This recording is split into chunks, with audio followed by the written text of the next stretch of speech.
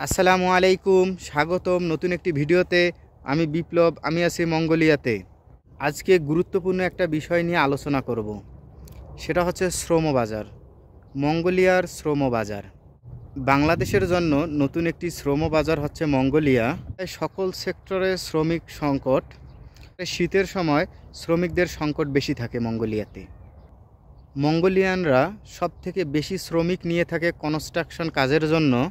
এরপরেই cleaning, garments এবং shape ধরনের কাজের জন্য এরা লোক নিয়ে থাকে। এসব কাজের জন্য কত স্যালারি হয় এ নিয়ে আমি একটা ভিডিও করেছি, আপনারা এটা দেখে নিতে পারেন। এসব সেক্টরে এরা লোক নিয়ে থাকে, কিন্তু বিষয় হলো যে এসব সেক্টরের কাজের জন্য আপনি যদি মঙ্গোলিয়া আসার চিন্তা করে থাকেন, তাহলে অবশ্যই একটা বিষয় ভাববেন যে আপনার এসব কাজের কোনো অভিজ্ঞতা আছে কি না।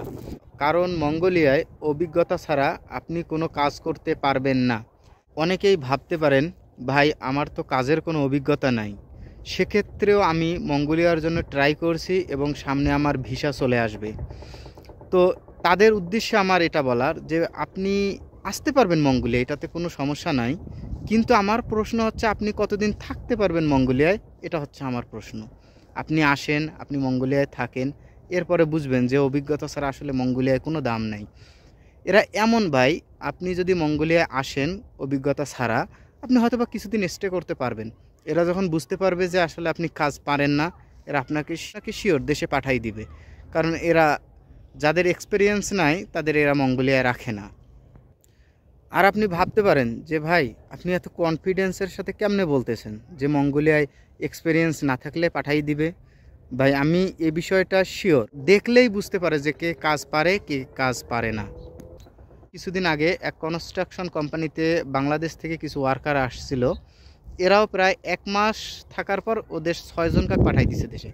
কারণ এরা শিক্ষিত ছেলে ছিল, তো বাংলাদেশে যারা শিক্ষিত ছেলে হয় এরা বেসিক্যালি কেউ কাজ করে না। আর মঙ্গোলিয়ায় শিক্ষিত মূর্খ এই ধরনের কোনো কিছুই নেই। কাজ কাজ, আপনি শিক্ষিত হন আর মূর্খ হন এটা এরা দেখবে না ভাই, আপনার কাজটাই মূলত এরা দিন শেষে দেখবে। তো আজকে আমার বলার বিষয় এতটুকুই ছিল। সবগুলা কথার মেন কথা একটাই, আপনার এক্সপেরিয়েন্স ছাড়া মঙ্গোলিয়া আসবেন না। যাদের ভিসা হয়ে গেছে বা কিছুদিনের মধ্যে মঙ্গোলিয়ায় আসবেন, তাদের উদ্দেশ্য বলতেছি, তাদের ভিতরে যদি কারো এক্সপেরিয়েন্স না থাকে, তাহলে যে কয়েকদিন সময় পাবেন বাংলাদেশে, সে বলতেছি তারা যে কাজে আসতেছেন ওই কাজটা সম্পর্কে একটু বাংলাদেশে কিছু শিখুন, যেন এখানে আসে আপনি ওই জিনিসটা প্রুভ করতে পারেন। আর দ্বিতীয়ত বলবো, যাদের এখনও কিছু হয়নি, মাত্র ইন্টারভিউ দিচ্ছেন এবং আপনি ফ্রেশ, কিছু পারেন না বা ওই কাজে কোনো অভিজ্ঞতা নাই, তাহলে তাদের উদ্দেশ্যে বলবো ভাই আপনি দালালের সঙ্গে কথা বলেন বা এজেন্সির সঙ্গে কথা বলেন যে আমার কোনো এক্সপিরিয়েন্স নাই, তাহলে ওরা কি বলে শুনেন। আর যদি ওরা বলে যে না আপনি যান, আপনার কাজ নিয়ে দেওয়া দায়িত্ব আমার, তাহলে তাদেরকে একটা জিনিস বলবেন যে ভাই কাজ নিয়ে দিবেন ঠিক আছে, কিন্তু আমি ওখানে এই যে 1 বছর বা 2 বছরের জন্য যে যাব, এই গ্যারান্টিটা আপনাকে দিতে হবে। যদি এর আগে ওরা আমাকে ওইখান থেকে পাঠাই দেয়, তাহলে আমি যে টাকাটা দিয়ে যাব এই টাকাটা আপনাকে বাংলাদেশে আমাকে ব্যাক দিতে হবে। যদি এইরকম শর্তে রাজি হয় তাহলে আপনি আসেন, আর যদি রাজি না হয় তাহলে আপনি আসবেন না। আপনাদের কাছে আমার এটা রিকোয়েস্ট, ওটা দেখবেন, শেয়ার করবেন, লাইক করবেন এবং সাবস্ক্রাইব করবেন। আর আপনার পরিচিত যদি কেউ মঙ্গোলিয়া আসতে চায়, তাকে অবশ্যই আমার ভিডিওটা শেয়ার করবেন।